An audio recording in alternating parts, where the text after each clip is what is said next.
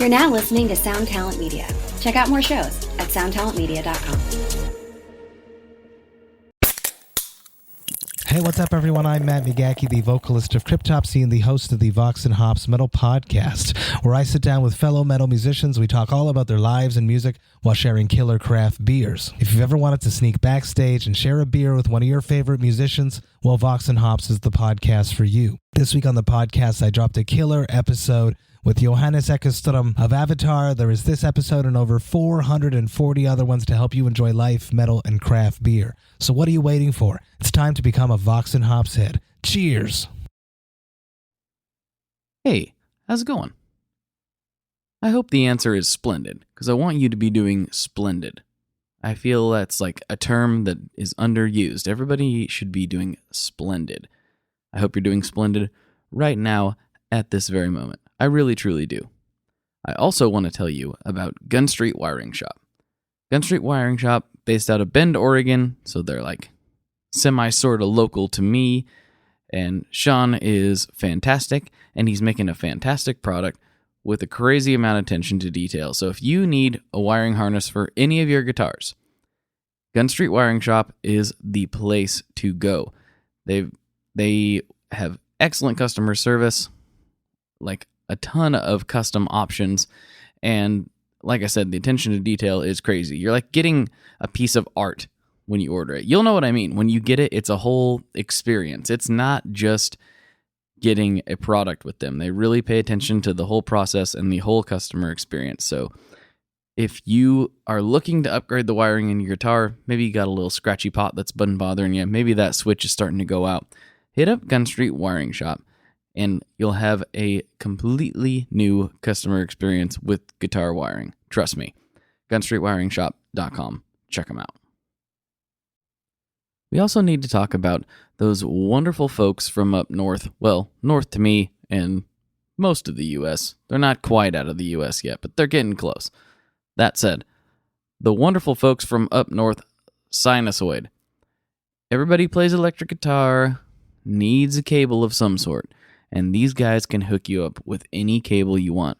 Not only are they going to build you a fantastic custom guitar cable, patch cable, auxiliary cable for your car, like from your phone to your stereo, they got all kinds of cabling options, and they can make it look and perform exactly the way you want. Not to mention the 100-year warranty. These boys offer a 100-year warranty on their cables, and it's the best in the business. If there's anything wrong, email them. They're going to make it right. It's what they do.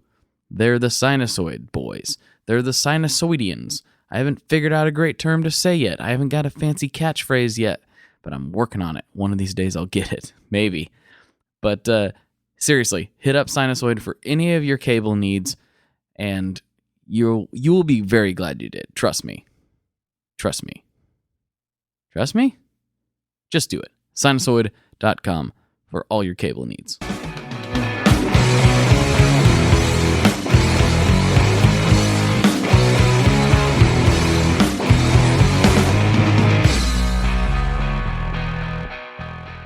Hello, everyone. Welcome back to the ToneMob.com podcast, a show about guitar tone and the people behind it.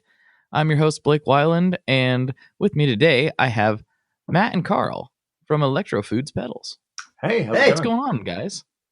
Oh, not much. Yeah. I have a bit of a random question for you. Okay. Uh-oh. You know, like when this thing kicks off, I've never really asked a guest this before, but it just occurred to me. Okay, hey, you know what? Let's be the guinea pigs. Yeah. Yeah, I figured it's like anything else. Why not? There's a little countdown as soon as I hit record. It goes ding, ding, ding. And I don't know if you actually see it on your end or if it's just on my end. We do. I wasn't looking, and then I looked up and I was like, oh, 2, 1, and I was, oh yeah, great. No, it's helpful. Yeah, we hear the dings too. Okay, good. That is good. I assumed that was the case, but I've never actually known for sure because I've never been a guest on this app. I've only been a host, so I don't really know what the guest email looks like either. I just know, I suppose I could set it up and send it to myself. It's like riding in the backseat of your own car. Like you never quite know what that's like. Yeah. Yeah, it's kind of a weird experience when you finally do. Yeah. Wait a minute. Yeah. If you want us to host next week, we're available. I mean, that might be kind of fun, right? Yeah, Maybe that would be a good. Maybe we are, maybe we're not. I don't know. I just made a joke, but go for Well, it. maybe that would be a good Patreon episode, like a full meal deal where you guys are just hosting instead. I don't know what that would mean or do that's any different than what's happening right now. But hey, Yeah, I mean, Terry Gross getting interviewed by Mark Maron was pretty amazing. I've never heard that. Oh wow, That sounds yeah. interesting. I want to listen to it now. Because she can't stop herself from wanting to ask questions. Right. Mhm. This is Terry Gross of Fresh Air, because I'm an NPR nerd, so I've added myself as that already. Uh-oh. That's fine. Yeah. She can't stop herself from asking questions, but she also seems to be sort of a very private person. And Mark is too slick to let her get away with that. So they end up in some really interesting areas that, there's a lot that you have to read between the lines, I think, but it is one of the most fun interviews I've ever heard. I'm gonna have to check that out. That sounds interesting. It was pretty great. Yeah. Before we get like too deep into this, maybe like what you did off the air, you guys can. I don't usually do these 2-person interviews. Ironically, I was just editing an episode that I did with some fellas from Strymon, and it was a 2-person episode as well. So the 2-person angle is a little bit of a new thing for me. This is only the 3rd time that's happened. Oh wow. Well, 3rd time in the remote fashion. I guess probably 4th time altogether. I can't remember. Some listener will correct me. But here we are.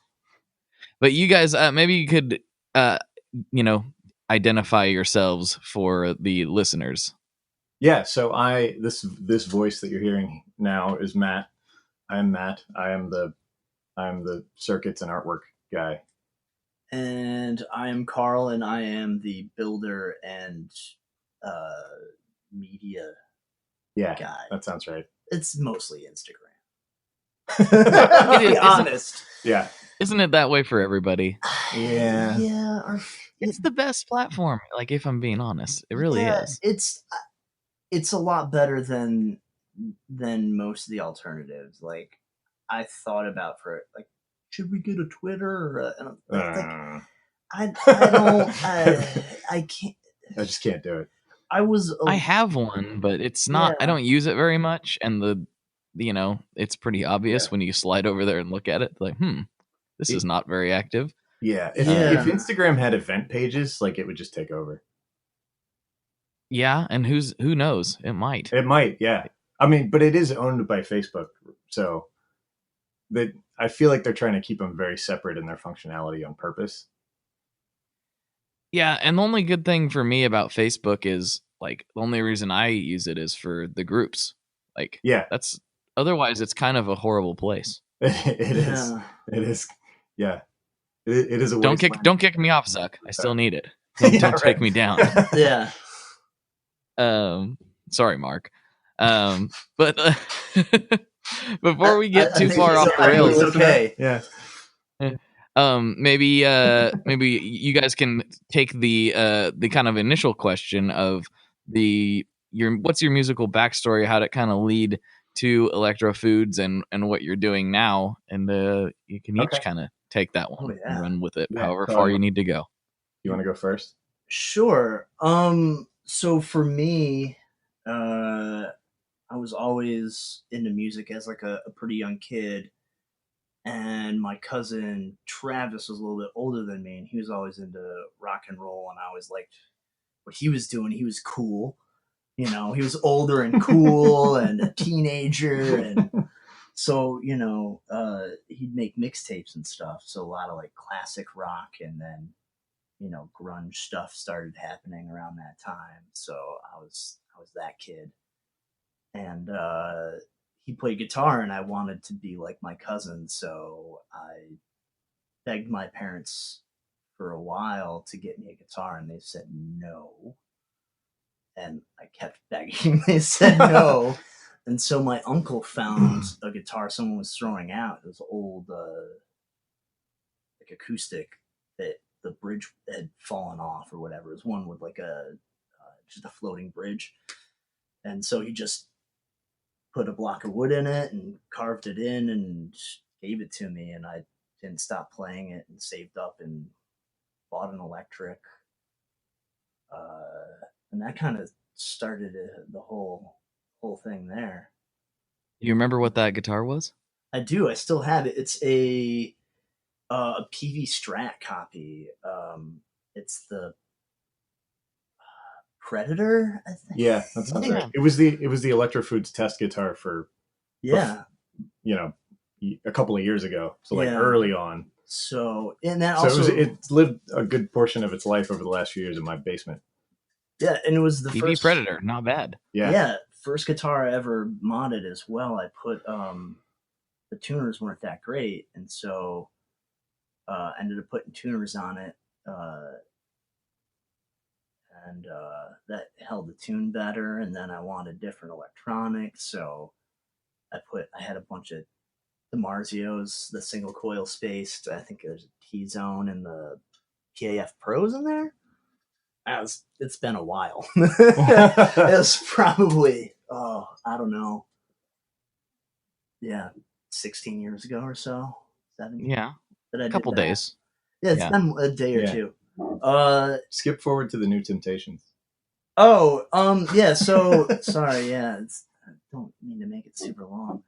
Yeah, and then I was in. That was one of the first like good bands I would say I was in. I was in some punk bands, in high school and stuff, and other bands and whatever. But they're great. I love this band that I was in back in the day. We were together for like a year, and went and recorded at Berkeley in their studio. I got to record a tape, which is something that I might not ever be able to do again. It was a pretty awesome experience. So we were there for like 2 days, and it was a super fun band. And then we all moved to Philly and then broke up. Oh man. Yeah, I know. I'm sad about it too, because I would have loved to have seen these guys. Yeah, it was. All this happened before I even met Carl. Yeah, and then I played a. What was it? What band was it? The New Temptations. Oh, the New Temptations. Yeah. Oh, okay. I thought you were making a joke that I wasn't sure about. No, that's literally the name of the band. Okay, nice. Yeah, I like it. It was like early 2000s, like post-hardcore stuff with like weird time signature shifts and like kind of funeral dinery. If you ever listen to that band, that sounds we like never my did. jam. Oh god, it's so good. This band sounds is so like good. All kinds of my business. Is there anything available on the interwebs or otherwise? So, I think the answer is no. No. I think I only have it because I know Carl. In the future. So we got it all done. Well, we broke up, and so we got it all done.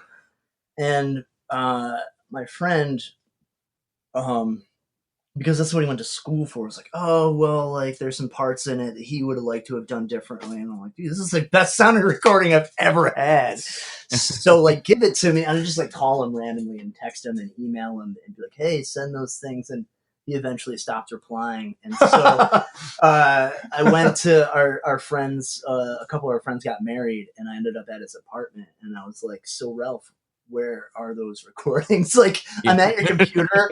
Let me find the recordings that are mine, so I don't take something else that you're working on and screw it all up or whatever. Yeah, it was like a hostage situation.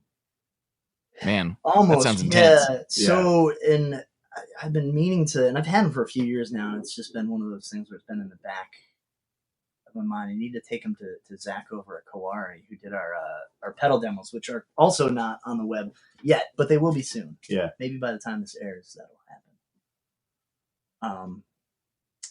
But yeah, I was in that band. I was in a band in Philly. Now I can't think of the name of that band. This is terrible. It's another TNT. Touch and Taste. Oh, yeah. And I was in that. I didn't know which band. I played in a few different other bands briefly, and then I met Matt, and we'll let that story sit for later. It's great, and we'll let Matt talk about his history, and I'll stop babbling. All right, so I was a weird, nerdy kid, and I was super into music, but I never I played trombone in 4th grade for a year.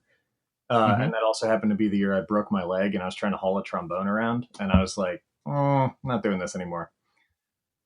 So I got just enough of music theory to kind of know how it worked, so that I'm a mechanical engineer. So like as I learned mechanical engineering, I was able to like sort of integrate that little bit of music knowledge, like music theory knowledge that I had, and be like, oh, this is how this stuff works. Okay, interesting. But That's an interesting angle. yeah. So I got an acoustic guitar when I was in like 10th grade, and I couldn't quite make my fingers do it. And I kind of like, I haul it around with me, and I still have it actually. But I didn't start playing guitar regularly until I was about 21, maybe 22. Oh, wow. And at that point I kind of already had a band. So I met an old friend of mine, named Nigel, at a poetry reading. So I was a mechanical engineer. I was like super into like performance poetry and the slam poetry scene in northern Delaware. I went to the University of Delaware. So I was on like several national poetry slam teams from Delaware, and one from Philly actually later on. Oh yeah. That's right. And so like in that scene, there's like a bunch of artists and musicians and stuff. And so I fell in with a crew of like musicians and artists who like were into like super weird like soundscapey stuff, and like some of it. And so like we ended up writing exquisite corpse poetry, where like after these poetry readings we'd go out to this bar and just like everybody writes a line, and you end up with like, and some weird people hanging around, right? So you end up with some weird poems. And sometimes there's weird people in yeah, that scene? I know, right? So sometimes we'd make like the waitress write something, and so it would just go in all kinds of crazy directions. And at one point, one of these exquisite corpses sort of spontaneously developed two channels in parallel. And Okay. my buddy Nigel, who was like in bands, like been playing bass since he was like 9 or something, like had just gotten his like first like 8-track digital recorder. And, and so we're looking at this thing where it's like, the top of the page is a line going all the way across the page. And then the bottom half is like, there's a left column and a right column, and they're sort of meant to be read in parallel because the end of each line rhymes. Okay, I got you. They're meant to be read like over top of each other. And so like Nigel and I are looking at each other like, we had a tradition of like, after each poetry reading, we'd write these things, and then the next poetry reading, like somebody would read it to the whole reading. And so we're like, well, how the heck are we going to do this? Like, we got to get 2 people, and we're going to have like practice. And we're like, well, you got this thing, like, let's just record it. So we went and, used all his equipment and recorded this thing. And then it was like, well, it kind of needs like a backing track or something. So then we just started making like soundscapes behind this like weird exquisite corpse poetry stuff. And that turned into a weird soundscapey recording project called iFanblades. That later, nice, as I learned to play guitar, turned into a real band. So that like I had a band before I learned to play guitar, and kind of learned to play guitar by being in that band. And so like I bought a weird sort of Teisco thing off eBay for like $100, my senior year of college, and just started like, at that point it was me and Nigel and I and another guy in that reading who was like a crazy punk hippie percussionist guy. If you probably can imagine that, actually. I can. Yeah. I can imagine that, for sure. Yeah. And so like we practice in his garage. And it was, and Nigel's a bassist, but had mostly decided to play guitar for this. So I was playing guitar through bass amps, which will come back into the story later. So I had this weird Teisco that I later found out, the neck and body were unrelated, and so the intonation is like always wrong. Perfect. That's perfect. Yeah, exactly right. Best way to learn. So I started learning to play guitar on that guitar, and I played in standard tuning for about 1 day, and then I was like, well, this is lame. Sense. Yeah. So then I switched to drop D, because I was like, well, at least I could play bar chords. Like, I'm a terrible guitar player, but at least I know what a bar chord is. And then like, I came back like a couple days later, and I was like, I was trying to retune the guitar, and I could only remember like the 3 lower strings and the 3 upper strings. I couldn't quite remember. And I was like, well, I'll just make them all the same, like 7 frets or 5 frets relationship. And so like within a couple of weeks of starting to learn guitar, I started making up my own tunings. So, okay. Now this is getting interesting. Yeah. So did you know what you were tuning to? Or were you just tuning? I didn't know by note letter, but I knew by note relationship. Okay. So I knew that I was doing all fourths and fifths. So it was either power chord or inverted power chord. Right. That sounds like it would be kind of fun, actually. Yeah. Well, it's real fun. So skipping ahead in the story, I still tune in weird tunings with those kinds of relationships to this day.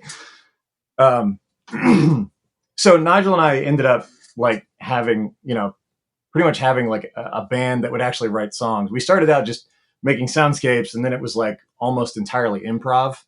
It was like weird free jazz improv stuff that would occasionally have some poetry to it. And some of those sort of started to turn into songs, and I got better and able to play more like songish things and actually started writing riffs and stuff. And then eventually we absorbed a drummer. So it was like 2 guitars. That sounds painful. Yeah, it does, doesn't it? Yeah. The drum kit's got all these weird sharp edges.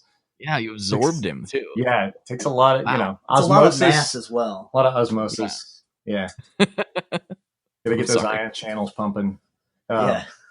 Anyway, so we ended up, it was 2 guitars in weird, sort of open chord made up tunings, a weird punk hippie percussionist who literally worked at Goodwill. So his entire kit was like stuff that he'd found at Goodwill.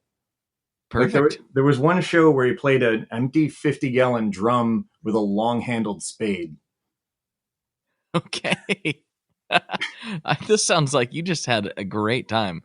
Oh yeah, absolutely. But then we absorbed like an actual drummer and he was like, I knew this kid when he was like 15, and he, like foot high mohawk, like wanted to be in a punk band so freaking bad. And he went to get drum lessons, and he went to like crazy old jazz guy for drum lessons. And he was like, I want to play punk rock. And the guy was like, no, and like smacked him and was like, no, we're going to learn Count Basie, And so like he has he's got all of this like punk drive and punk energy, and like has played punk rock for like 7 years by the time we pulled him into our band, but also had this like jazz background that was like, that was super interesting and like super, like really, really into the details and into the technique sort of training. Right. So he was like really could be really technical. Exactly. Yeah. Yeah. So it was the 4 of us for a couple of years, and wrote, by the end, some pretty darn good songs, and actually released something on vinyl. It's the only thing I've ever put to vinyl. I was super very cool. Yeah, we made a 2-song 12-inch EP. That's awesome. It was pretty great. And we like screen printed all the shirts ourselves, and like screen printed the record sleeves ourselves, and like did like the whole freaking thing like DIY as much as possible. Yeah. Anyway, so that band breaks up. I'm in another band with Nigel as well, different drummer and a third guitarist. And this third guitarist is like went to school for guitar and plays through a Marshall rig. Nigel and I are still basically playing through bass amps at this point. By this time, I have my 79 PVT 60, which is still like my main guitar. Which at the time was tuned, let's see, CGC, FC, C sharp, I believe. Interesting. All right. Yeah. Or actually, I think in that band, it was mostly C, F, C, G, C, C sharp. Okay. Yeah. I think that's what we're doing there. So in that band, that's the main guitar I was playing. I also have an old Craftsman hollow body, and to this day I still can't exactly figure out the model. But if you like old K hollow bodies with like weird pointy, almost like Novo guitars, sort of pick guards, Yeah, I know the old Craftsman stuff. I've seen some of Yeah, those. yeah. So I had like a 3 pickup one of those, and I had that set up for AAEEAA. And I only play with flat wounds, so both of those tunings are in Diodario chromes.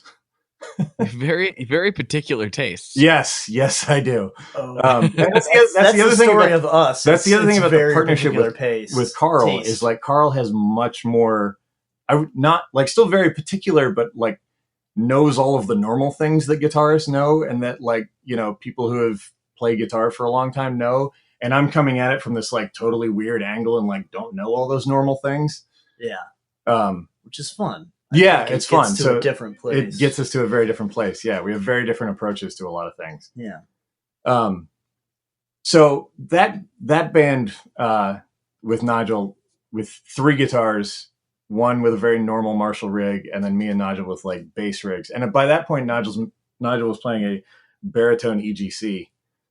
Ooh, very nice. Yeah, it's such a Still nice guitar. jealous. It's still it was the Chessie model as a 27 baritone, I think. Maybe it was 28. Nigel's a big guy. He's like 6'3", and he's got very long arms. So I wouldn't be surprised if it was a 28, but it looks like a 27 on him. And I've played it. It's such a nice guitar, and it's like Carl and I have a weird particular thing where we both kind of like fat necks. Oh yeah, you're talking my language. Yeah, and like Telly guy, yeah, baseball bat. And my T60 doesn't particularly have a fat neck, but I'm just so comfortable with that guitar, it doesn't matter. But other than that, I prefer a fat neck for the most part. Yeah. And Nigel's I almost EGC. bought a T60 like last year because I really like how they look and they're really cool. Oh, they're so cool, yeah. But I couldn't get on with that neck. The weight was fine. I didn't care about that. Yeah. Everyone's like, they're so heavy. I'm like, whatever, it's fine. But the neck, I couldn't get behind, and it bummed me out. Yeah. I'll give you a pro tip. Give me a pro tip. Guess what neck will fit almost assuredly directly in. You might have to do a tiny bit of routing. I'm assuming like a telly neck or something. A telly neck, exactly. Yeah. A telly neck will fit right in. I had one on my T60 for a brief second, because again, I love the fat necks, and I knew that, and I'd known it for a while, but I had gotten an SG Special, which also had for a Gibson SG a pretty fat neck, and I got the neck. I picked up whatever was available at the time. I was like, I need to get this now, and like a friend of mine had one, and I bought it, and it was the 22 fret, so it had the overhang. So the only thing I had to do was cut around the pickguard a little bit, so that the neck would sit down into the body, and the screws lined up perfectly. Yeah. So you can make a warm off neck or or just use a telly neck. Yeah, whatever you want. Oh yeah, no, because I did have a baritone neck, a telly neck on it as well. For a brief moment as well. So yeah, definitely that would be goes fun. well with the telly necks, and that's great. Chip Todd is Chip Todd is we do love Chip Todd. Yeah, quite a bit. I actually got a chance to talk to that guy. He's the guy that designed that with Hartley Peavy, and the dude he's such a cool dude. He's so nice. Yeah, so he's such a nice guy. So I've got this 79 T60. It's like it's not like the earliest version of those pickups, but it's still the toaster model without the blade. And at one point the neck pickup died, and I'd been on like the T60 Mafia and stuff, so like I knew that like Chip Todd was like always hanging around. So I managed to find his email address, and I emailed him. I was like, hey, I got this T60 and neck pickup died. And he's like, no worries. I probably got one. Let me ask you a couple questions to make sure I give you the right version. And he's like, can you tell, does the potting is it like really nice and clean, or does it have like masking tape texture on it? And I was like, oh yeah, there is kind of a masking tape. And he's like, oh yeah, so that's like before we had the molds to like pot the pickups in, so we were just using masking tape to cover the holes. So yeah, I got one of those in my garage. I'll send it to you for like $50. I was just like, nice. Oh, are you kidding me? Yeah. So like I think I mailed him a check because he like, he's an old guy, So I mailed him a check for $50, and he mailed me like, as far as I could tell, like shrink wrapped, never been in a guitar, like vintage, like early model T60 pickup for the neck of my T60. Yeah, That's so cool. Oh God, yeah. And that's how I got to talk to him, because his computer was broken. And he was like, he saw the email a few weeks ago. Oh, I'm so sorry. It took me so long. My computer's broken. And you were emailing him about something else. It was an unrelated conversation. Yeah. No, I was, it was either, I think it was the other pickup, because we were going to get the. Oh, you were trying to track down another set of those pickups for your T60. For mine. Yeah. And then I ended up talking to him again, trying to figure out. No, I was talking to him about the tuners. I did talk to him about the pickup as well, but I was talking to him about getting tuners for my. Collectively, our memories will get there. I had a Foundation which had the same tuners as the T40s. Yeah, that's right. And he was like, oh, you know what I always use? I use the hip shots now. I was like, dude, I love hip shot, and so I just bought the hip shots instead. Yeah, the hip shots are great. Yeah. Oh yeah, they're a great company. Like, you call them up, and for my baritone, they routed out the because I wanted a thicker string on it, and they routed out that and sent it to me, no extra charge. It mailed that day. I got it the next day. Beautiful. I mean, wow. I called them at like 2 or 3 in the afternoon, and it was in the mail. And I mean, they're not that far away from us. They're like 4 hours, I think. They're outside like Ithaca, I think, somewhere like that. Yeah, up in your old stomping grounds. No, close. Not. It sounded like well, not. I'm gonna upset Carl by saying this phrase, but Carl's from upstate New York, Western New York. There's anyone who's not from New York City is that? Well, not in the city, yeah. So anyone who's I'm sorry, I'm exactly. Just being a turd. That's the whole thing. Perfect. So I grew up outside Rochester, and I went to school outside Buffalo. So I spent a long time in small college towns, and gotcha. Then decided I wanted something different. So I moved to Philly and haven't looked back. Yeah. Oh, so since we're talking about T60s, we should probably go into the story of how we met. Right. Was that where we were going? I kind of derailed it. That's okay. Actually, we did plenty of derailing ourselves. If you get us talking about, well, I was going to say specifically Peavy, but I think that's a big thing, because Chip is such a great guy. Yeah. So my now roommate, and actually then roommate, we were not roommates for a short period of time. Drake, and also the third member of our band. Yeah, who's the bass player in our band now. His old band, Fruit Punch, was having a show. They were playing with Limp Wrist. Yeah. Queercore band called Fruit Punch. How great is that? Yeah. It's it's perfect. It's so good. They were playing, and I went to the show because I knew Drake. Right. And I had just moved to Philly. And those two previous bands I'd been speaking of had broken up at that point. And I was like, I'd been, I moved to Philly, and I was like playing all these riffs in my basement, and I'd even sort of started making pedals and stuff a little bit at that point. Yeah. I was like, I moved to Philly, and I only knew like a couple of people here. And my old buddy that I knew from that same poetry reading back in the day in Delaware, Drake, his band's playing this show. So I was like, well, I got to go to that. So I went, and I'm walking up, and it was at the First Unitarian Church in Philly, which if you're from anywhere remotely near this neck of the woods, you've probably been to a show there. Yeah. I'm not. I am. Yeah, I know that you're not. Yeah. You got to come out, man. Yeah. Let's hang out, have some cheesesteaks. For sure. We'll play some guitars. Sounds delicious. Yeah. And there's a bunch of us here. Yeah. There's a bunch of pedal cats in Philly. It's true. It's true. Pedal cats. This is a new thing. There might be some dogs too. I don't know. Yeah. Yeah. Oh, sorry. Yeah, no, that's okay. It's easy to do. I do want to hear this story, but we can talk about cheesesteaks later. That's sorry.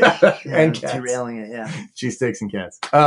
So I'm walking up to the church, and I see Drake standing out front, like by himself, smoking a cigarette, and Drake sees me and it's like, "The hell are you doing here?" It's like, "I came to see you. What do you think I'm doing here?"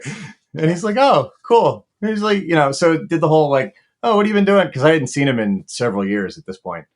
And I was like, "Well, I just moved to Philly, looking to start a band." And he's like, "Well, what kind of band do you want to start?" And I was like, "I don't know, weird, sludgy, like mixing time signatures." And he's like, "Huh, have you met my roommate Carl?" And I was like, "No." So he like walks me like 20 feet over to this guy who's sitting on like the railing.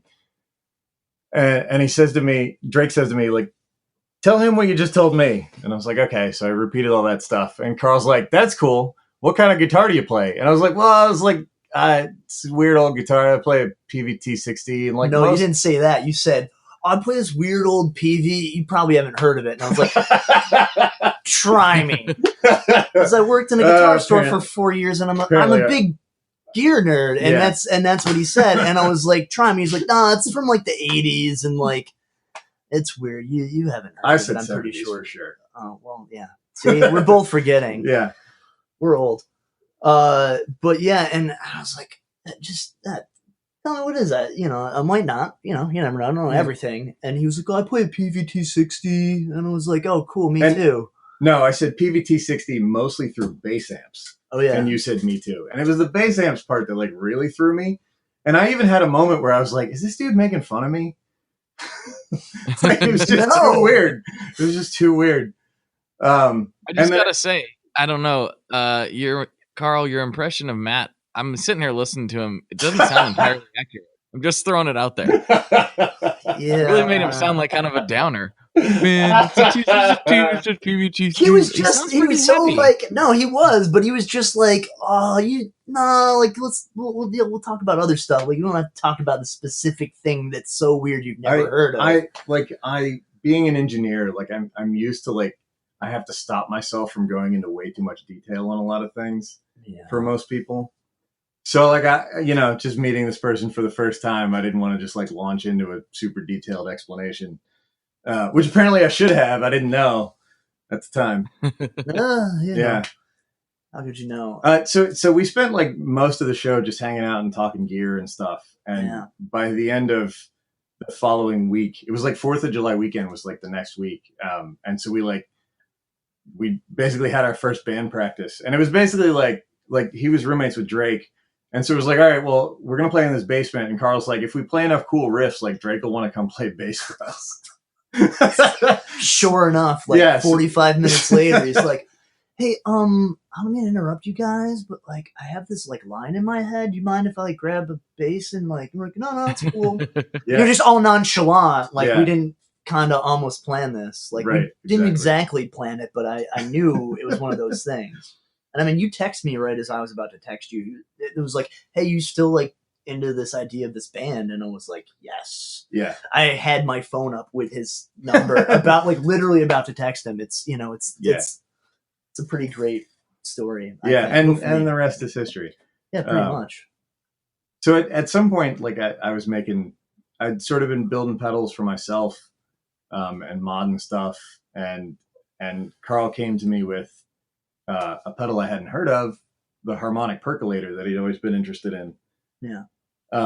And that was like the beginning of our 3-4 year process of developing and perfecting the pig pile. Yeah. That took some. Oh, okay. Yeah. So that was like, we built, I don't know, 25, 30, 40 different versions, and like tweaking it and like changing stuff. I've got like half a notebook filled with variations on that schematic. Yeah. There's that thing's, the basic circuit is not super complicated. It's super weird. Yeah. But it's not super complicated, but because we don't like to do things easy, I think one of the first things I said to Matt is like, "Oh, I've always wanted to do this pedal, but I kind of want to do that thing where like, So this pedal is like made famous by Steve Albini. Of course. There's like they made a handful of them, and they command super high prices and whatever. And you know, I've come to the conclusion that I think the schematic of the originals like changed over the years. Yeah, because you get like there's if you try to find an actual legit schematic for this pedal, like you can't. There's like 3 or 4 different versions, and like there's like people in the camp of one schematic like, no, it's like this, and there's people in the camp of another schematic like, no, it's like this. And you know, because he poured like epoxy over all of them, so like, and like covered up the transistors and like the parts, you can't read any values of it. And so like the couple people who have tried to like chip that stuff away and like read parts end up with different answers. Yeah. So like no one knows what a real one is. Maybe they actually are different too. Like maybe they were. I think they are. I think that's what I'm saying. Like I'm pretty sure that there is no like, you know, like golden. Yeah, this is the right schematic, because I think it changed like over the years. Yeah, and maybe he just built everyone different. Maybe he was just one of those guys. He didn't make that many of them. Right, so it's entirely possible. Yeah. You know, he wasn't doing full on production runs, but you know, I wanted to have, because there's a thing when you turn both all the way up, you get all of these crazy, almost more seemingly random harmonics start jumping out, and I kind of wanted to have that, like have it to where I could have a lot of gain and distortion happening in the circuit, but not necessarily it be all crazy. But I also wanted the ability to turn on that at any point and just make all of that stuff happen, because that seemed like more fun. And then we made it to have a, you know, wider range of tone, and you know, like more treble and more bass, and you know, and I was like, at the time I was also I had a Black Russian muff for years that I kind of loved and kind of hated. Like I loved how it sounded when I was playing like big chords and stuff, and even for like single note lines, like it was okay, but you just couldn't tame it. It was either like all of everything or just noise, and there was no middle ground. And it was like, if it was on at all, it was just like noisy screaming.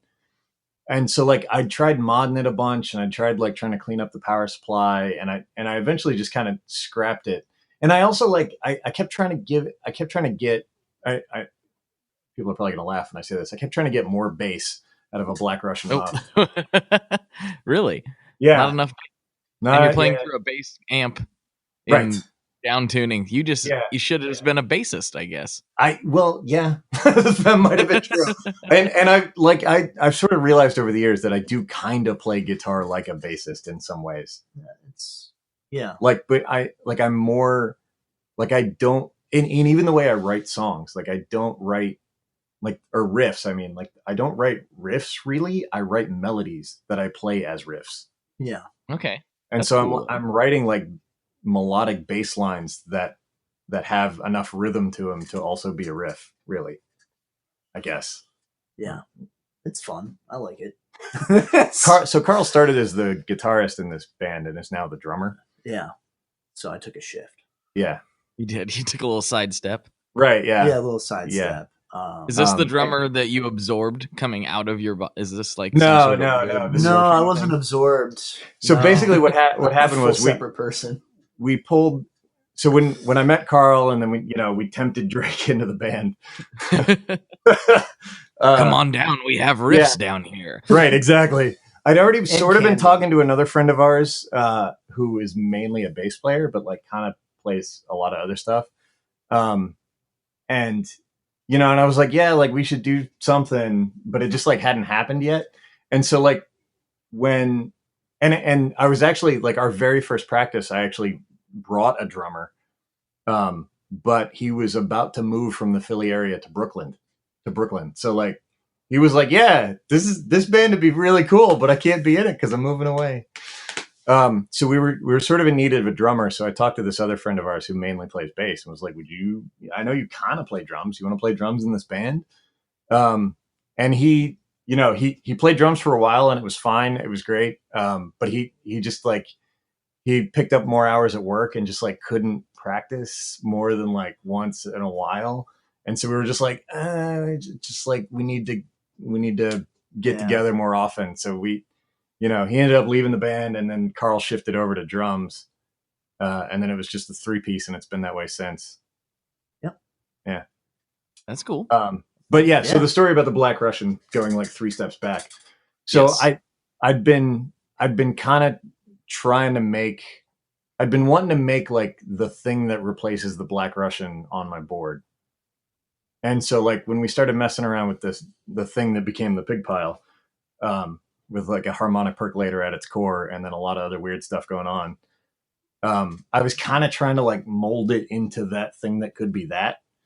And little did I know that circuit just is never going to do that thing that I needed it to do. It does a lot of other cool stuff, but it doesn't do that.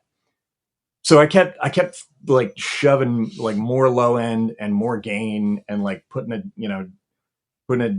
JFET booster up front, and then like putting, just all kinds of stuff. Like we were adding clipping in ways that aren't normally in percolators. We were adding like extra controls to control things, and just, kind of like, and even now the pig pile is still like our everything but the kitchen sink pedal. Like there's like, it's the only one of our pedals that has dip switches inside it.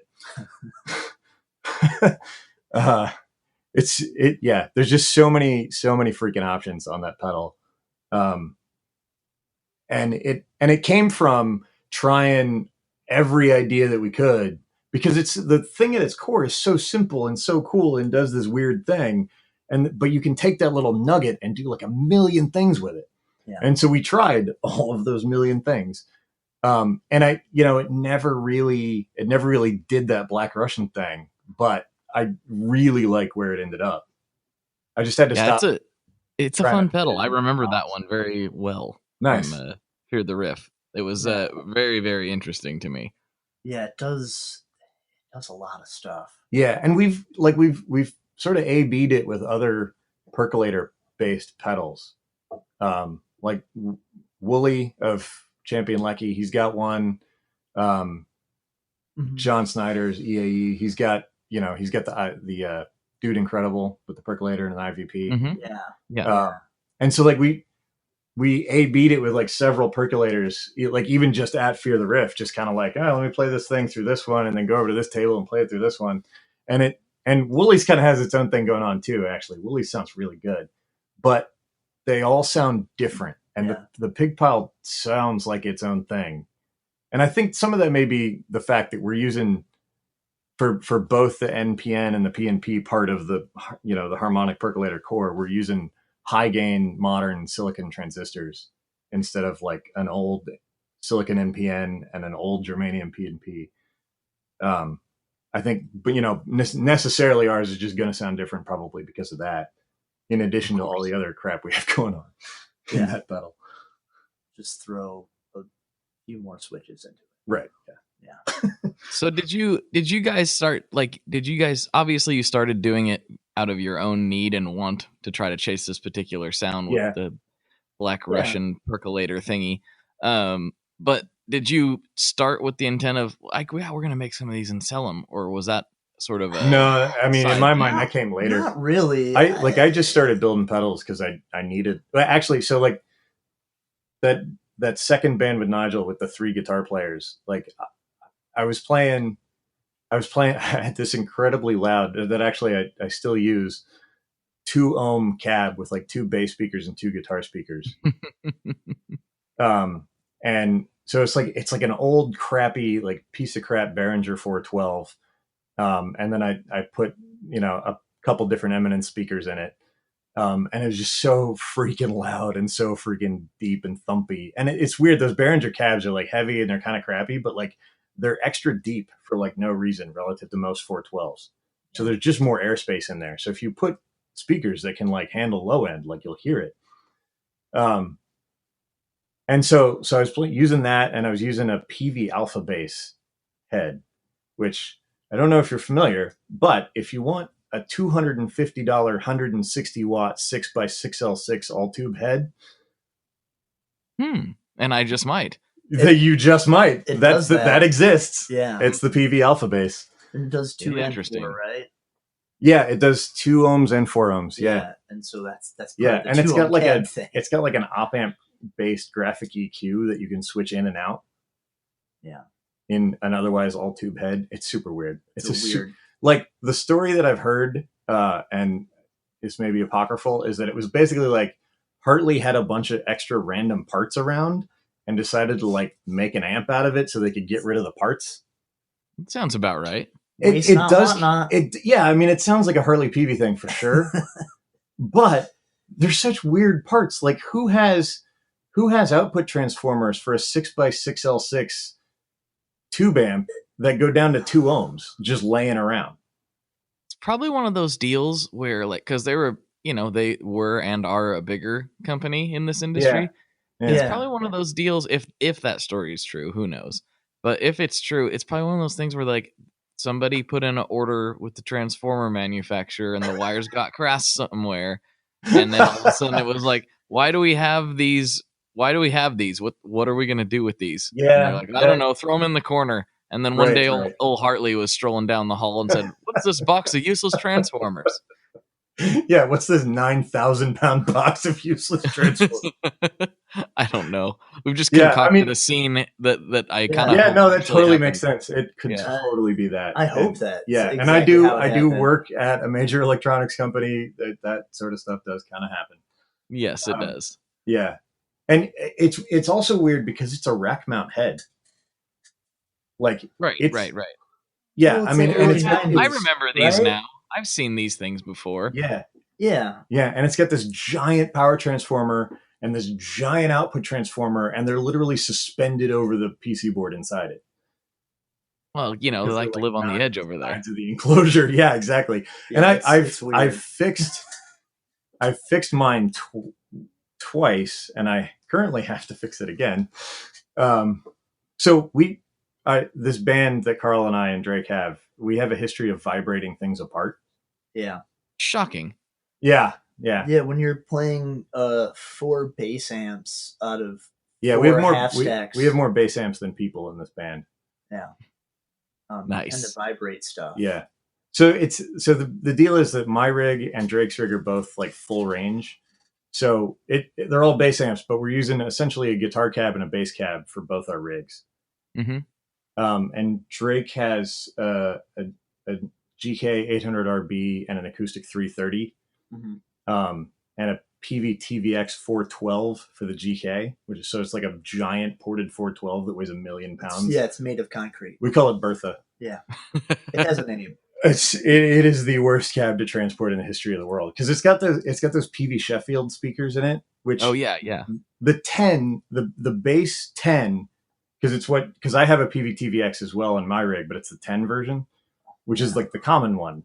Like the 12s are super rare, apparently. So I didn't know that when I bought it. But the 10s, like the speakers blew at one point, and so like I swapped them, and like pulling each speaker, I swear, weighs 35 pounds. The 10s, and that 412 has 4 of the 12 version of that speaker in it, and I haven't pulled them out. I don't know how much they weigh. But I wouldn't be surprised if they're 45 or 50 pounds each. Yeah. Wow. That's a big magnet. Yeah. It's huge. And you can tell though, because it thumps like nothing else. It does sound good. And every time we play, I hate it as we take it to the show. We play, I'm like, man, that sounds good. And then we leave and I hate it again. Yeah. It's a love-hate. It is. But on the top of Drake's rig is an Avatar 412 that also is at 2 ohms for the acoustic 330 because that goes down to 2 ohms. And it's also got 2 bass speakers and 2 guitar speakers in it, but I don't recall. I don't recall off the top I think of my the head. bass speakers are the Beta 12A2s, but I don't remember what you put in the guitar side. There's Legend V128s in mine. Are they the Cannabis Rexes? I think they're the Cannabis Rexes. Yeah. Yeah, because we looked at the which Cannabis is what Majors, I wish that I had put in mine. Yeah. Because that white Avatar cab of Drake sounds friggin' fantastic. It does sound good. Yeah. I can't even imagine how loud this is. It's loud. It's pretty loud. Yeah. I play and so 17-inch hi-hats in this band. So if anyone, listeners, I know it's a lot of guitar. Yeah, so Rotor style, like Jason Rotor style from Neurosis, and now he plays in Sleep. Yeah. I just had to keep on getting bigger and bigger stuff so it would be loud enough, because I'm competing with like close to 1,000 watts of full range too. So it's like lots of bass, lots of mids, and lots of treble. So it's, for me to cut through. I remember like early on there are shows I'd play and people were like, I could hear like the cymbals in your snare. Oh, You're like, oh, yeah, I need to do something. And you're playing like fat oak sticks and breaking them like multiple times a show. Well, not anymore. Not since I got the bees. The bees are beefier. But yeah. All right.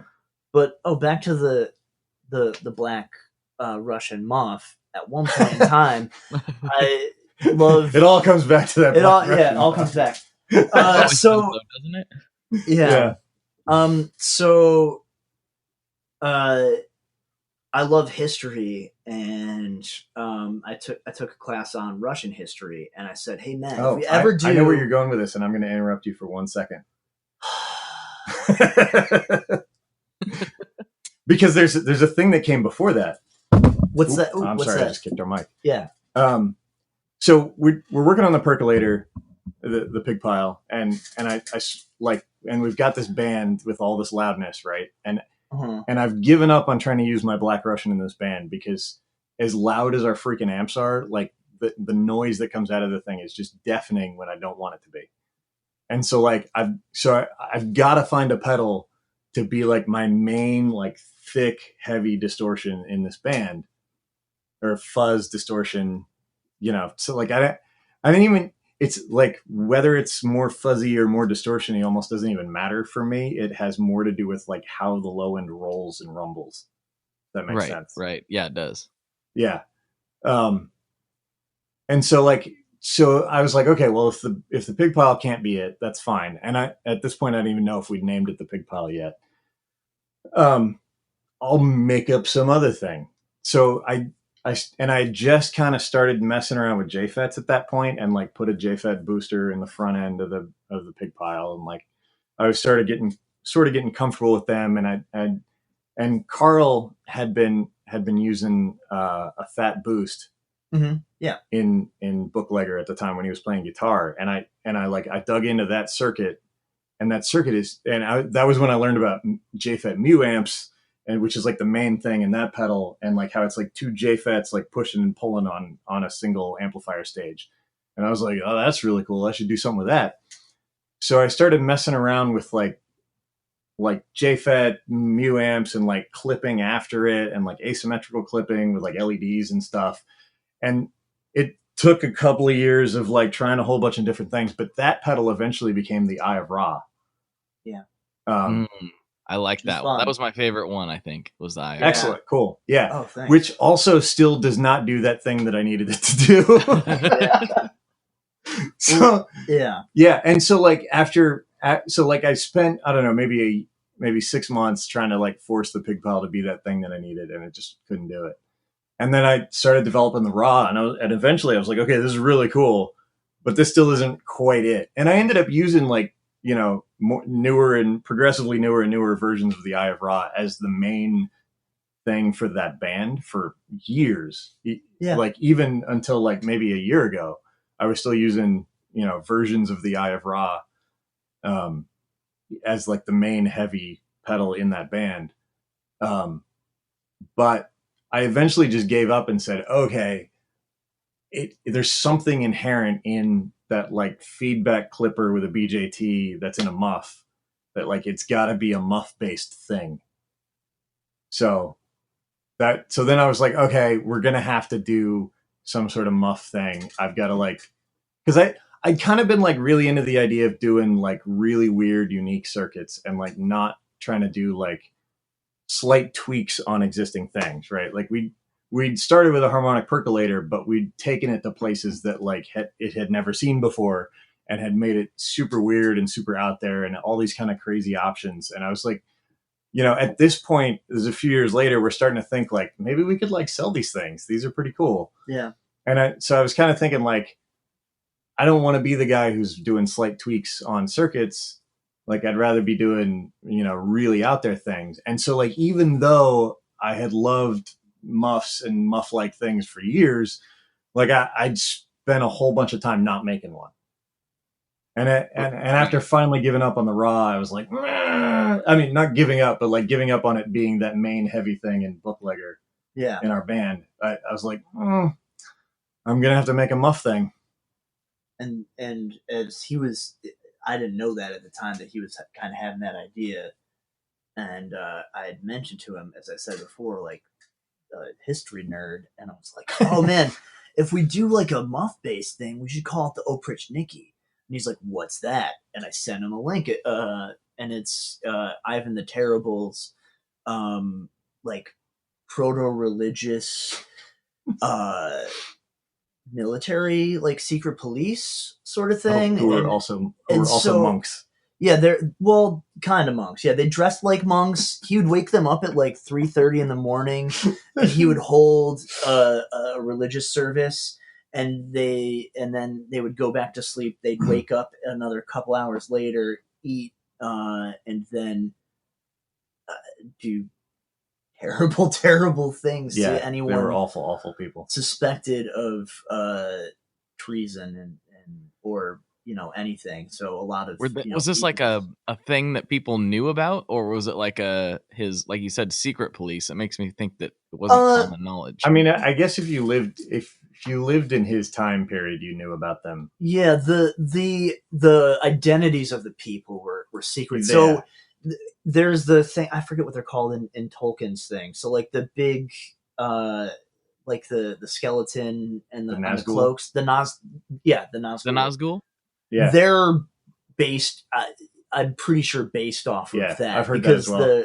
They ride these big black horses. They have these cloaks. Right. So like the Nazgul imagery is taken from the Oprich Nicky, what they were trying to put forward when they were out in the world. Yeah. So creepy.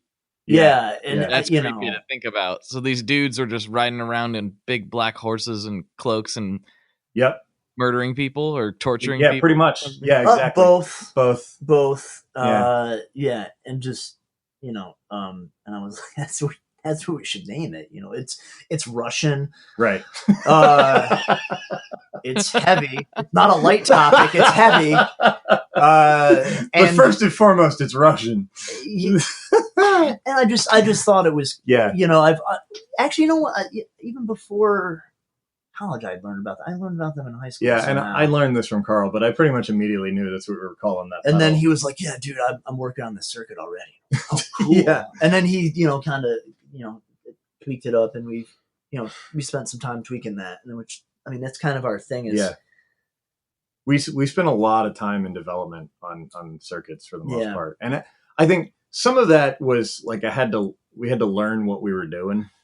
Yeah. I mean, because we're learning on the fly in a lot of ways, but it's been 4 or 5 years, and we're a lot more confident with like trying to sort through, like, if it's not sounding right or if it's not doing something, like being able to dig in. And I actually have a decent oscilloscope now. When we first started working, I had a 1950s Tektronix tube oscilloscope, which I still have, and it still works. My dad is an organic chemistry professor, and it was like literally in his building in like a closet since the 50s, because I have the calibration records. It hasn't been calibrated since like 1959. And so it's been like transferred from like multiple buildings at Lycoming College in Williamsport, Pennsylvania, where I grew up. It just got transferred from building to building to building as they like built new ones and tore down old ones. And then finally he was just like, "Do you want this?" And I was like, "Yes." And it still works. It actually still works. I don't think it works particularly well. Or accurately, perhaps. Or accurately. Yeah. I mean, it'll give you like, it's very cool. It'll make a picture on the screen of what your signal's doing, but you're not going to be able to take measurements on that. But sometimes that's enough just to get the visual. It looks so cool, though. I mean, it's gigantic. It's kind of like It's the on a old rolling rack. 50s TVs where like the thing's 5 times larger than the screen is, you know? Yeah. Yep. And then the dials on it. Yeah, I hope it never breaks, because I don't know that I'm. It has my favorite knob label ever, which at some point I'm going to figure out how to put it on a pedal. Yeah. It has an astigmatism knob. An astigmatism knob. Yeah, because apparently when you're making a screen nice and clear, that is a similar process to whatever glasses need to do to fix your eyeballs when you have astigmatism. Are you serious? guess. That's hilarious. That's the only thing I can think of. It's got to be related to it, because it has something to do with like focusing the cathode ray beam onto the phosphor on the screen. So yeah, Wow. it Good literally times. has This thing sounds awesome. astigmatism. You gotta take a picture of that and post it up. I We should. absolutely will. Yeah, we should definitely do that. I wish there was a. I bet people. I wish people wish they had a dial where they could just turn down their astigmatism. Like, can I certainly do, because I do have that. you got to figure out how to dial that out. Yeah, I know. Yeah. If only I had a knob on my forehead. You know what? That should be an internal knob, because someone might just come along and try to mess with you. That's true. That's true. Yeah, So- you fall asleep at a party and you wake up and you can't see anything. Yeah, I'm blind. I'm blind. Oh wait, somebody messed with my astigmatism. knob. Astigmatism knob. Yeah, exactly. I mean, or it's got to be notched, at least. Yeah. Right. It's an 8-position rotary knob. Yeah. Or you put the little sticker on my forehead next to where it's supposed to go, so I just know where to put it back to. Sticker will fall off. You got to get those little labels like they put on pedals. Like, oh yeah, we put it. Yeah, on. yeah. This is Exactly. the optimum setting, of course. Yep. Good time. Good My time. dryer. My So dryer yeah, has at some point I'm gonna have an astigmatism knob on a pedal. I just have to. But also I'm super into having I always want to put a million controls on the pedals, and I always want to control weird things that don't have normal names. But I also kind of I want the layout to make sense in terms of how the pedal functions, and I want it to sort of, I want people to be able to understand how to use it, even if they don't know what the word means right away. As they start turning the knob, it's going to make some kind of sense, right? Yeah. And so it's like the control is at least self-teaching, if not totally intuitive. Yeah, that's a big and so I don't know what that means. If I'm going to label a knob astigmatism, I might have to just abandon that.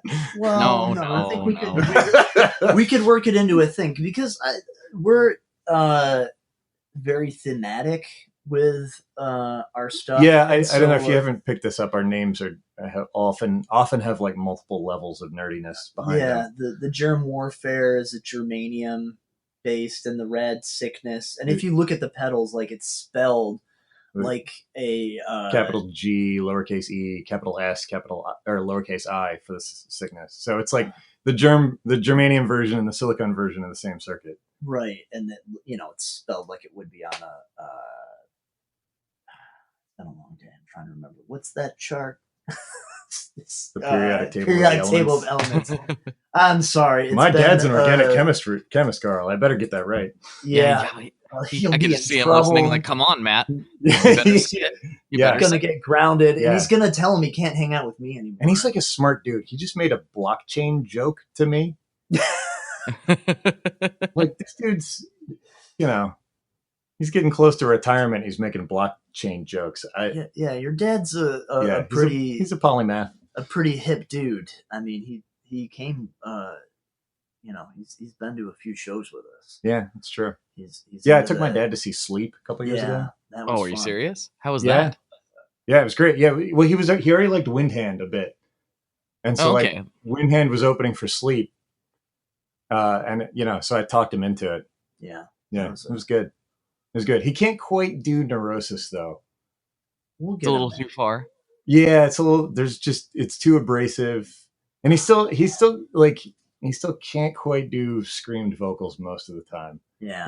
Like Matt Pike's That's fun. tonal growl is about as close as he can get, I think. Yeah, that's understandable. Yeah, Pretty Motorheady. His sort of yeah. almost He's still just kind of singing. Yeah. His throat just doesn't work right.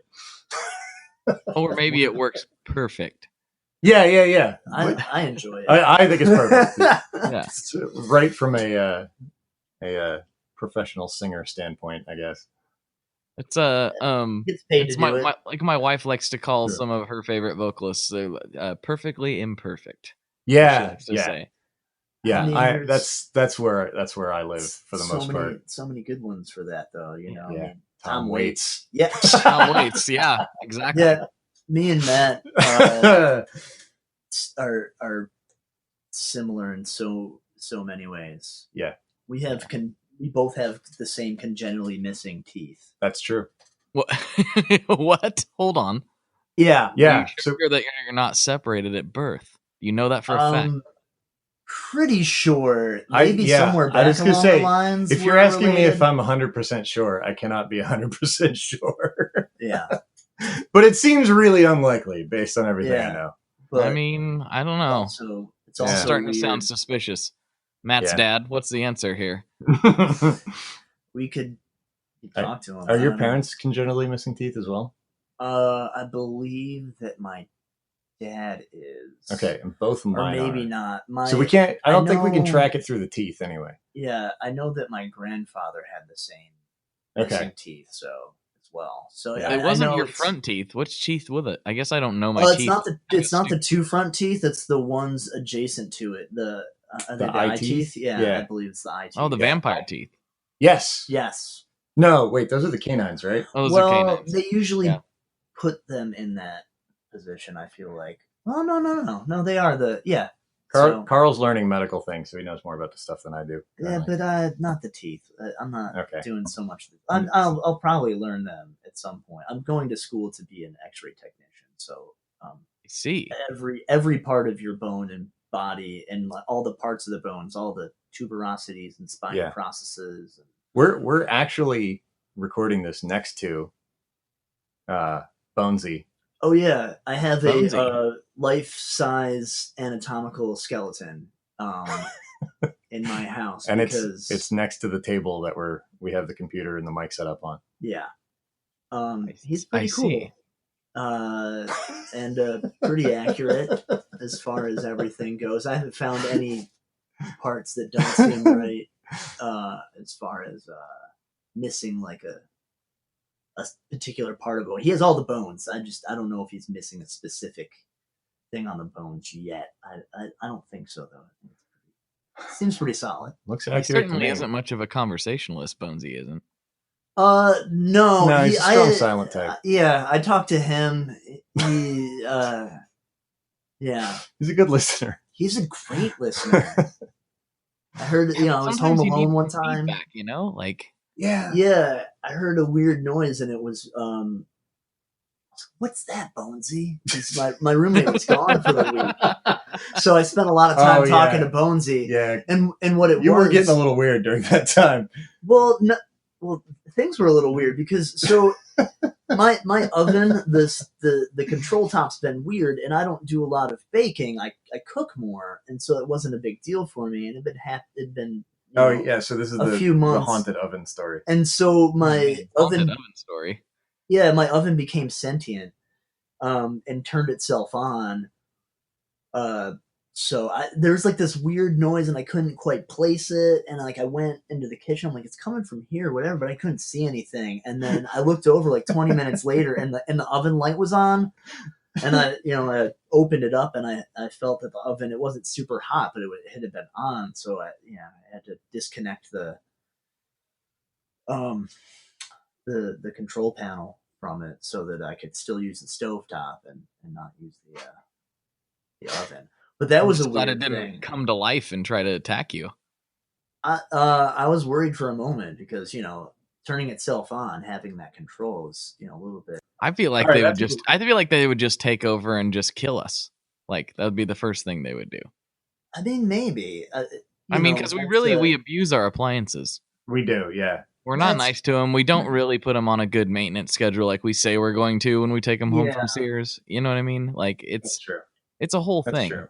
And this is a rental, so like it's a rent. The stove came with the house that you're renting. Yeah, but and Joe's so, a like, nice guy. So you're like the did well stove to it. like foster parents. Like Stuff's like, you're not my real dad. I don't have to listen to you.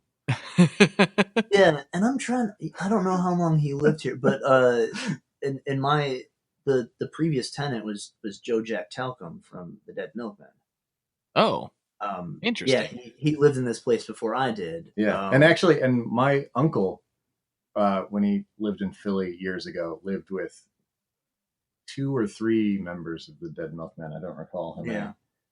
Yeah. And he said it was like the most roach infested place that he'd ever seen. Oh, When he was wonderful. living with the Dead Milkmen in the 80s. Yeah, but this place is very nice. So, it is. It's so great. They've I moved love up it. in the world. It's true. Yeah. Yeah. Well, guys, we've cracked a little over the hour mark, and I still haven't gotten to the question. Oh man, you This can is a big edit for deal. content. It's okay. Wow. Oh no, we don't. We do minimal editing on this. Oh, that's fine. I try to avoid it if at all possible. Yeah, and I think edited for content means something else, Carl. Oh, yeah. Oh, yeah, that's true. But there's a thing that was it edited for content and clarity and runtime, I think. And runtime. There you yeah, go. Runtime. TV version of the movie. Exactly. TV. Yeah. That's what I was thinking. The TV version of movies. It's a TV version of the podcast. Yeah, right. Yeah. Exactly. So when we get this on TV, But we have a really important question that we got to talk about though before. Okay. Yeah. Let's do it. So first of all, before we get to that though, Okay. this is your time to put up a billboard. Where can everybody find you? Where should they get in touch with you? Oh, etc. The best is probably on Instagram, and that's electrofoods.pedals on there. Yeah. That's probably the easiest. We're also on Reverb. We're also on Reverb. We do have a Facebook page and a YouTube account, although those have significantly less engagement and less stuff on them. We kind of forget they exist sometimes. Yeah, the YouTube's coming. It's really mostly Instagram. Yeah. Instagram and website, and maybe. The website's coming. It's not up yet. It's being worked on. Yeah, hopefully very soon. That will be electrofoods.space. Yep. Space. Yeah. Yeah. It was way more fun. Yeah. We also have electrofoodspedals.com, but it will just redirect to electrofoods.space because that's so much more cool. It is more cool. It's the final frontier, I hear. Exactly. Yeah. And so you can also email us at info@electrofoods.space. Yeah. It's true. I sent him one. It's true. It works. Yeah. It worked. Well, yeah. Anyway. Yeah. All right. So final question, guys. And I think you already know this is coming, but I do. I gotta know, and everyone needs to know. And this has it can make or break your company. It really can. I feel. I'm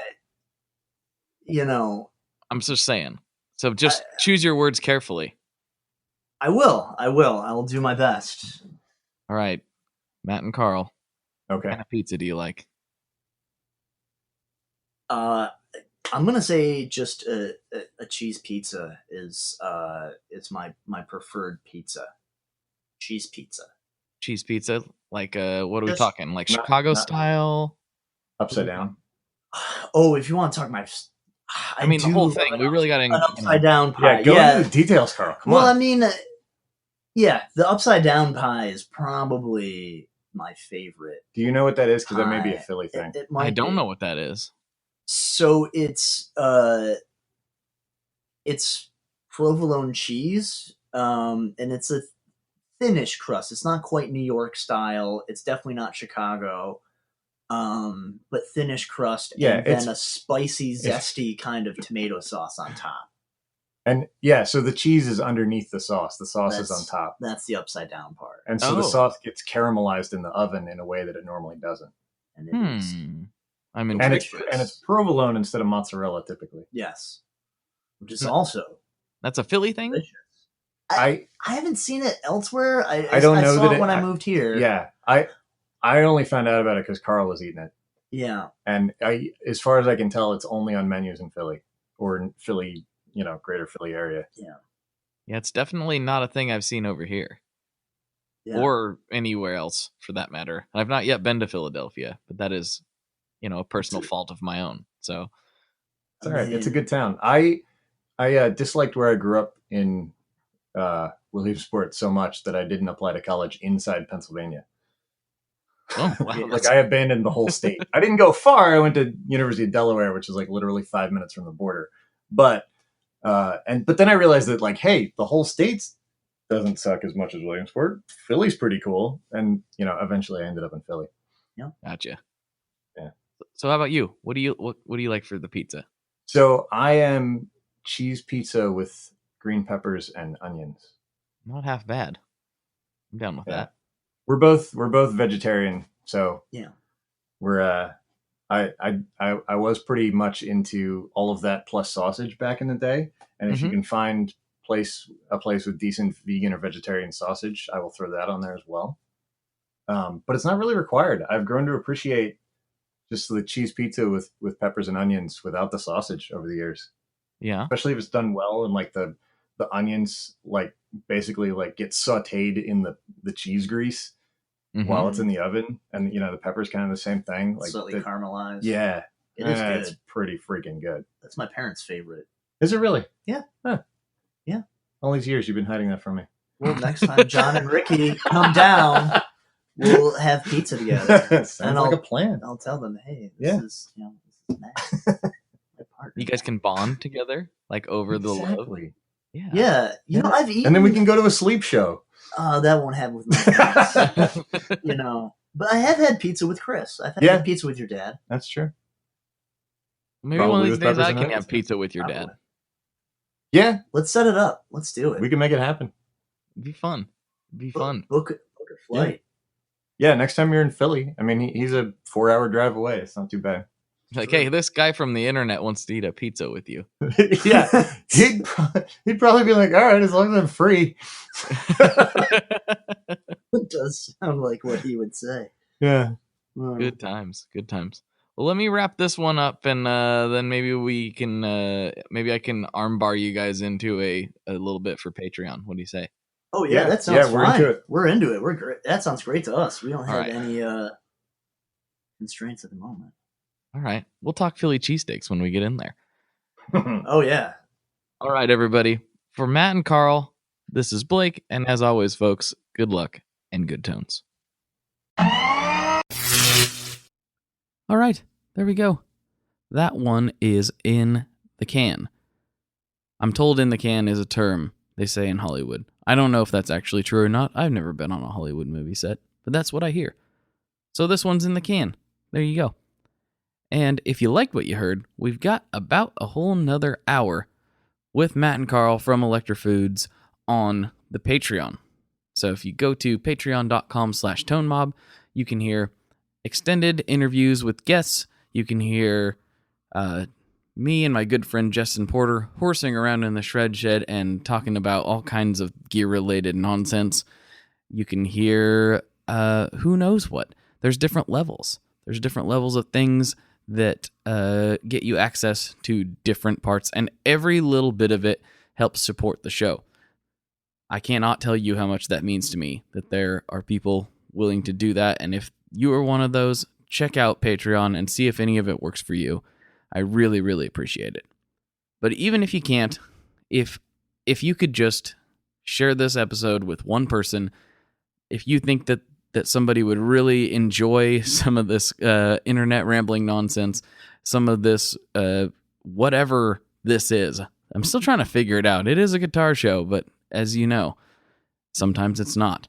So it means the world to me that you're listening, and if you could find some other people that would be interested as well, share it in your favorite Facebook group, share it with your friends, family, anybody you think might be into it. I would so appreciate it, and it really helps more than you could possibly know.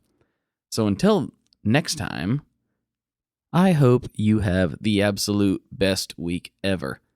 I mean it. Best week ever. See you, folks. Bye.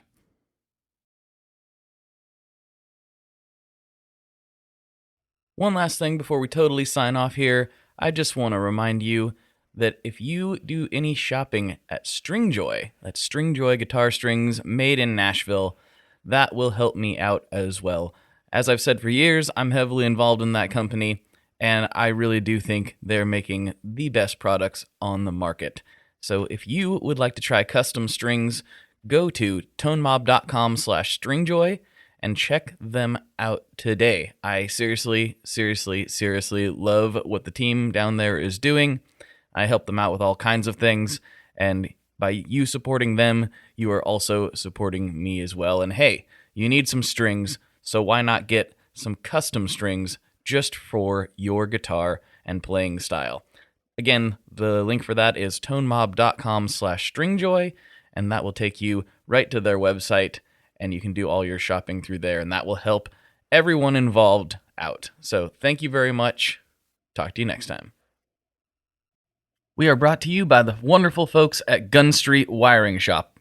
Yes, Gun Street Wiring Shop. I've talked about them before. I used to say based out of Bend, Oregon, but guess what? Sean moved to my neck of the woods. Sean's in Portland. Sean is awesome and has helped me with a bunch of stuff lately. And if you have wiring needs for your guitar, he can help you too. If you want to get weird with it, he can get weird. If you just need to spruce things up a little bit, there's your guy. He takes all the guesswork out of doing your guitar wiring, and he makes it simple, and his customer service is top-notch, and I can't say enough good things about Gun Street as a company. I really respect Sean and what he's all about, and the product is top-notch. I've got 3 different guitars that now have Gun Street harnesses in them, and I could not be happier. So go to gunstreetwiringshop.com and check them out.